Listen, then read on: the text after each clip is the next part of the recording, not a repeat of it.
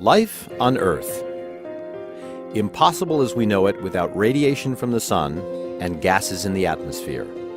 The so-called greenhouse gases in the atmosphere help maintain an even temperature on Earth, making the planet inhabitable. But these gases are a double-edged sword.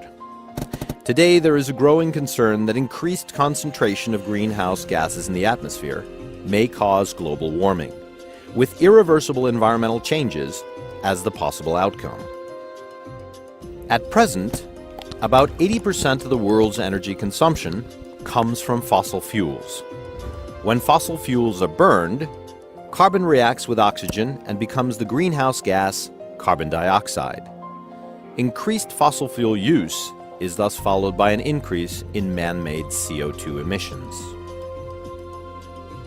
Something that goes under the name of CCS technology represents one of the solutions to our environmental challenges. Emission scenarios, although still under some debate, indicate that future CO2 emissions must be reduced by 50 to 85% within the next 50 years if global warming is to be confined to between 2 and 2.4 degrees Celsius above pre-industrial levels. With the continued high level of CO2 emissions, our children could inherit a planet with unwanted and considerably different living conditions. Improving energy efficiency and deploying renewable energy are important measures to reach future emission targets, but not enough.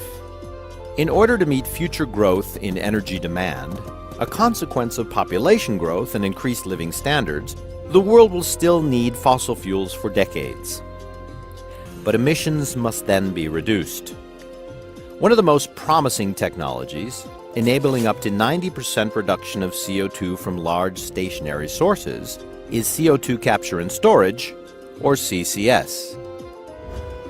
CCS implemented on the main CO2 emitters have the potential of contributing to 20% of the low-cost greenhouse gas emissions reductions needed to avoid the average temperature on Earth rising more than 2 to 2.4 degrees.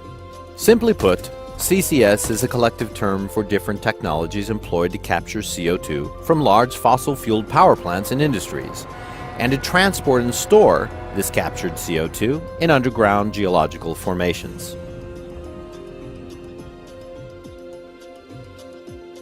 The analogy to production of natural gas and oil is striking. The chain is simply turned around. CCS involves separating the CO2 from fossil-fueled power plants and industries, compressing and transporting the purified CO2 back into suitable geological formations. Large-scale deployment of CCS on fossil-fueled industry has a ways to go. Today, the costs of integrating CCS on industry sources exceed the benefits. Technological development can reduce this gap. The Norwegian Research Center BIGCCS reflects the need of improving CCS technology. BIGCCS include partners from global industry and R&D, working on technological development in order to reduce costs and improve the efficiency of CCS solutions for big stationary CO2 emitters. Researchers at BIGCCS work within all technologies from initial CO2 capture to transportation and final storage. Today, the dominating share of CCS costs relate to the capture process. BIGCCS work to develop and enhance capture technologies for different applications. The center looks at how to optimize CO2 pipeline design and to enable safe and cost-effective design and operations.